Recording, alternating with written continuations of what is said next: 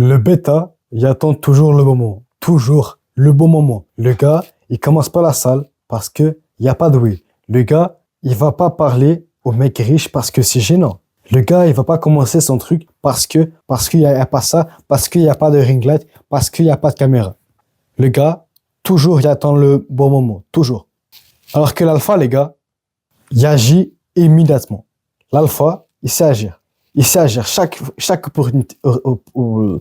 opportunité, bam, il sait la prendre. Il l'attrape. Il fait de la chasse.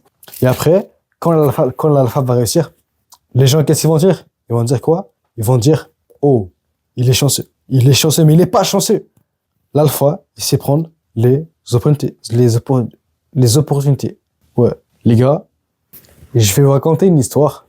C'était littéralement hier. Quand je dis des histoires, c'est il y a 2 ans, il y a 3 ans, c'est littéralement hier. Il y a une fille dans la classe qui m'intéresse. Elle m'intéressait. 100% mon style. Et je me suis dit, vas-y, il faut que j'aille lui parler, faut que j'aille lui parler. Mais je trouve des excuses. Oui, pas maintenant, demain, vas-y. Non, pas maintenant. Elle est avec ses amis, non. Bref, constamment des excuses. Bon, en même temps, c'est un peu normal, car avec le contexte, avec cette fille-là, c'est un peu normal que je peux pas trop y aller de manière, comment dire, je peux pas vraiment trop y aller, mais c'est pas une vraie excuse. C'est pas nécessairement une excuse pour quasiment rien dire. Et donc, là, on arrive au moment où on était hier. On était en classe, et là, c'est la fin de la classe. Donc, il fallait qu'on se lève et qu'on reste debout devant la porte pour attendre que la cloche sonne, parce qu'on a fini comme l'école, mais on a fini le cours, mais la période n'est pas finie. On doit attendre que la cloche sonne. Donc, j'étais collé au mur, en train d'attendre. J'attends la cloche sonne.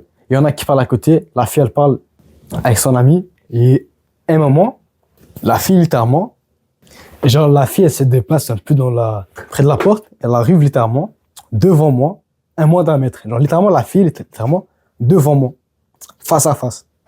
Là, je me dis, mais non, mais vas-y, c'est pas le moment et tout. Elle parlait avec mon pote à côté, en diagonale. Rien de spécial, juste, des discussions. Et 2 minutes plus tard, la cloche sonne. C'est le moment de partir de l'école. Et en partant, les gars, j'ai réalisé qu'en vrai, j'avais plein d'opportunités. C'est juste que je sais pas comment les prendre. J'ai juste peur. J'avais des opportunités à la paix. Ça faisait 3 mois.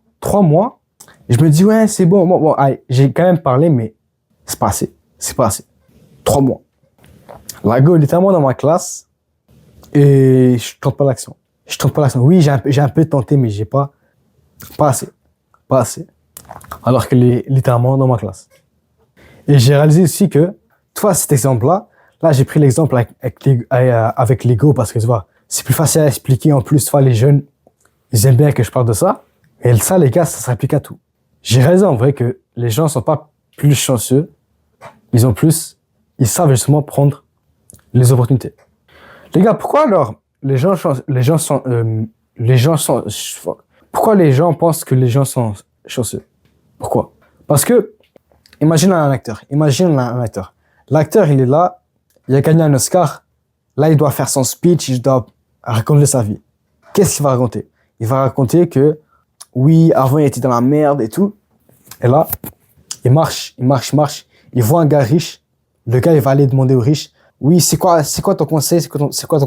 Le gars, il lui dit, trouve ta mission. Et c'est à ce moment-là qu'il a décidé de faire de l'acting. Et ces gens-là, quand ils voient cette histoire-là, ils vont se dire, oh ouais, il y a eu de la chance. Il y a eu de la chance de croiser un homme riche. Mais les gars, ce qu'ils oublient, c'est que, comme on a tous déjà croisé des riches, mais la différence entre toi et ces mecs-là, c'est que ces mecs-là, ils demandent un conseil. Toi, non, parce que tu dis que c'est gênant, en fait. Tu crois que c'est gênant, tu vas pas. Alors que tu as les mêmes opportunités.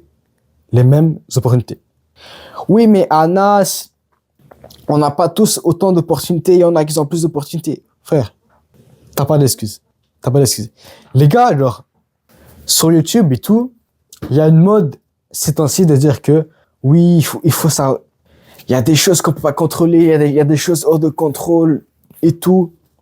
Il y a des choses qu'on contrôle pas, il y a l'environnement, la température de sa chambre, tout ça qu'on contrôle pas. Il y a des...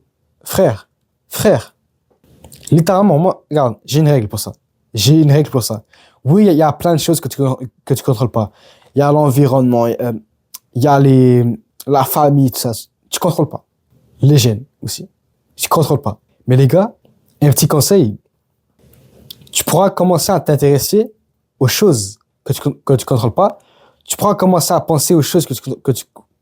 Je dis je bégaye. Faut que j'aille un peu boire de l'eau, là.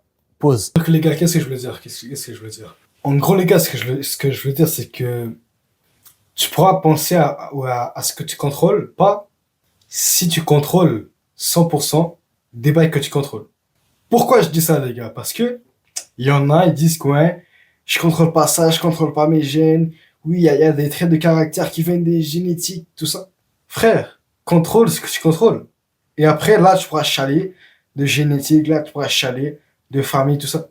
Mais le truc, les gars, c'est que avec l'infinité des bails que tu contrôles, l'infinité des bails que tu contrôles, tu pourras pas contrôler à 100%.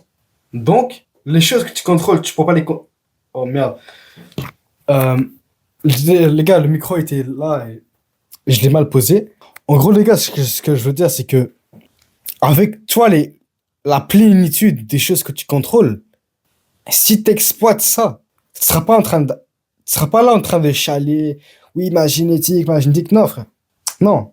C'est comme le gars, comment dire? C'est comme le gars, il va à un buffet à volonté et il est là, oh non, il n'y a pas de pizza 4 fromages. Oh non, non, frère. C'est pas parce qu'il n'y a pas de pizza 4 fromages que c'est un mauvais buffet. Il y a des sushis, il y a du riz, tout ça. Il y a des bons bails. Des bails stylés. Donc, les gars, contrôlez les bails que vous contrôlez. Arrêtez de chialer avec les bails que vous contrôlez pas. Et aussi, les gars, développez ce skill de constamment attraper les opportunités. Développez ça. Moi, les gars, je vais pas vous mentir, j'ai pas beaucoup ce skill-là. Mais les gars, ça se développe. Il faut que tu sois à la chasse, sinon. Il faut genre, chaque truc t'essaies de l'utiliser. Chaque bail. Tu vois un gars riche dans la rue, bam, un conseil, s'il te plaît.